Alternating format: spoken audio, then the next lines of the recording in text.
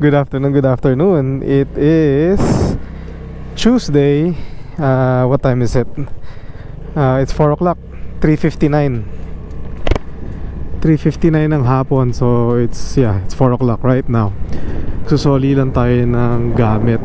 Well, actually return to Amazon. Nag-order kasi tayo ng mga mic splitter, mga mount, dahil nagbubuo tayo ng mga helmet para sa comms natin using the Cardo system, and then yung para marinig nyo yung conversation namin as a group pagka nagra-ride kami. Of course, yan ay kopya natin kay Mr. DJ DLS. Sa kanya natin nakuha yung idea. Meron siyang actually instructional video. Hanapin ko, lagay ko yung link dito sa right here on the upper left, or your upper right. So yeah, para kung interesado kayo, magaya nyo yung setup, or at least magkaroon kayo ng idea kung paano ginagawa.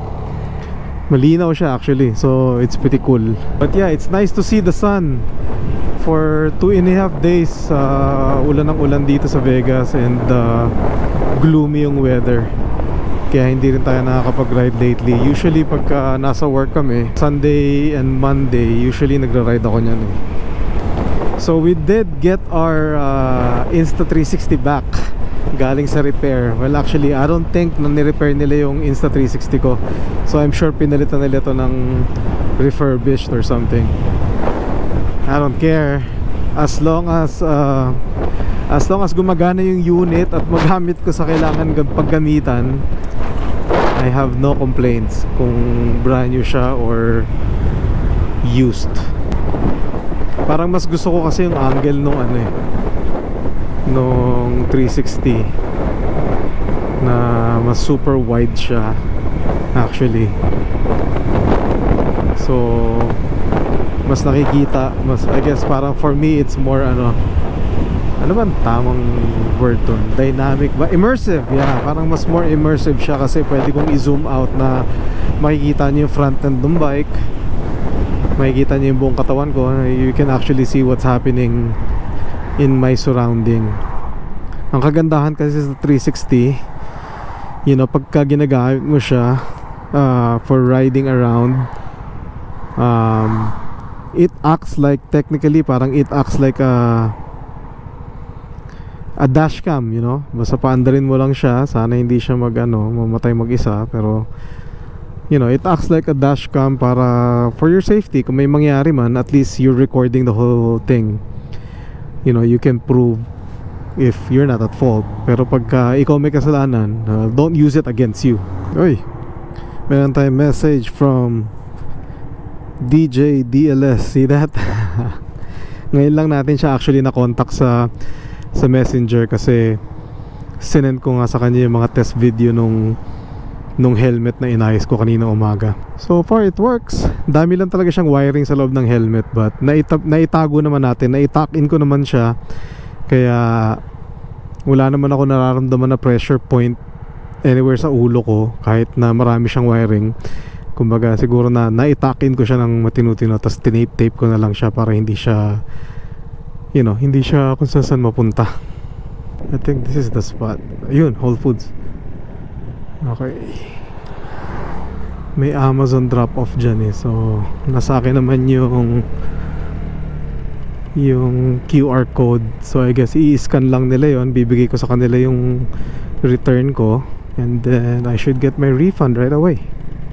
So I guess we can park it here. Dito tayo.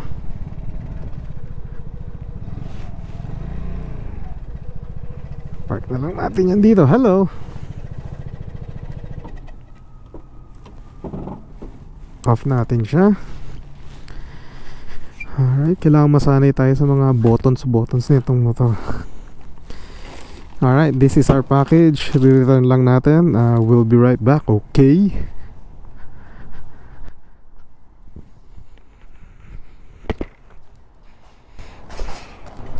Alright guys, so we are done dito sa Amazon drop off. Ngayon uwi na tayo ulit. Just like that. Actually ano tayo, parang hitting two birds in one stone ang ating plano today, kasi unang-una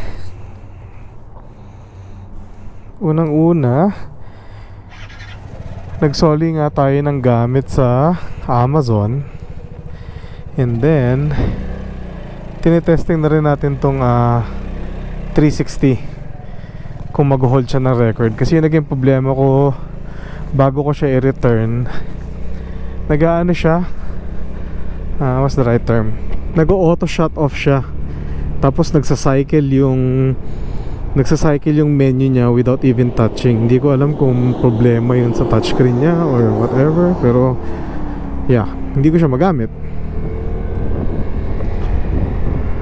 So binigyan ako ng instructions na, you know, tanggalin yung SD card, tanggalin yung baterya, i-connect sa computer, kung ano-ano. Lahat yun ginawa ko. Pero gumana naman siya, pero hindi siya gumana na matagal. Siguro I could only record maybe 1 or 2 videos, tapos next thing you know, yun, nagkakaroon na naman siya ng issue niya.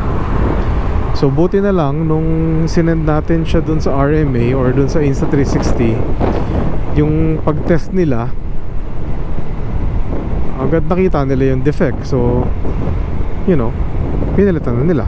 So yeah, here we go. Now we have a new, I don't know if it's even new, pero at least we have a working 360 camera now.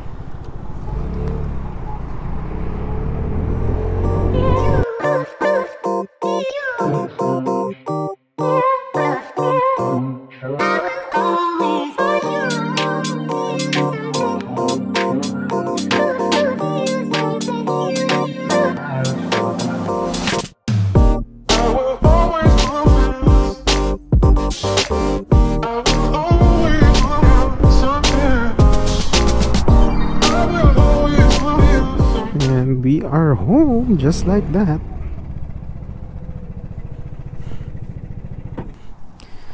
Alright guys, that's it. Thank you for coming with me today to do a short errand. Still enjoying it, still learning it, but I'm looking forward to more adventures on this bike. Alright guys, we'll see you soon, and hopefully we can do some vlog tomorrow. Makapag-ride tayo kung medyo mas maganda-ganda at mainit-init na yung panahon. Alright, thank you guys. God bless and be a blessing to one another. See ya!